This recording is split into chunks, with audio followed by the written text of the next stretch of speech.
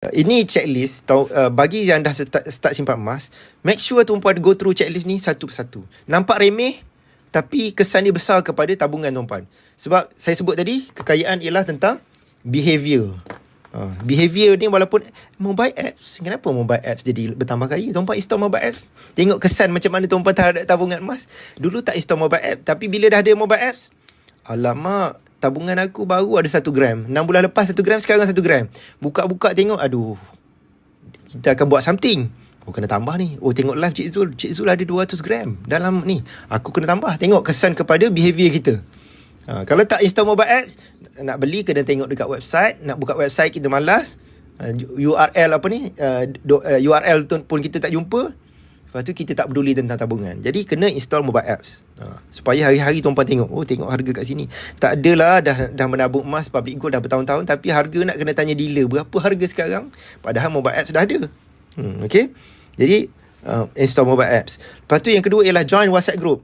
Make sure join WhatsApp group dengan dealer masing-masing. Ya, kalau tuan-puan register direct bawah saya ada support group khusus untuk menyimpan emas yang direct bawah saya, supaya apa-apa update terkini ada dalam tu.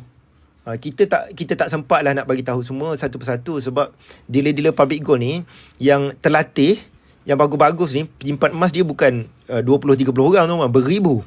Sebab tu dia buat group WhatsApp, apa-apa dia update kat situ. Ada persoalan tuan-puan boleh tanya dekat situ. Okay. Kalau dealer tu buat group WhatsApp, maksud dia serius nak servis tuan-puan, nak supaya tuan-puan kaya dengan emas ni. Okay, join group WhatsApp dan jangan left group WhatsApp tu tuan-puan. Stay dekat situ. Dan group WhatsApp tu kita kontrol hanya untuk emas dan public gold saja. Tak ada benda lain yang dibenarkan dalam tu. Isu-isu semasa semua tak boleh update dalam tu. Okay, supaya tak ganggu privacy. Customer handbook, make sure tuan-puan dapatkan customer handbook. Ni.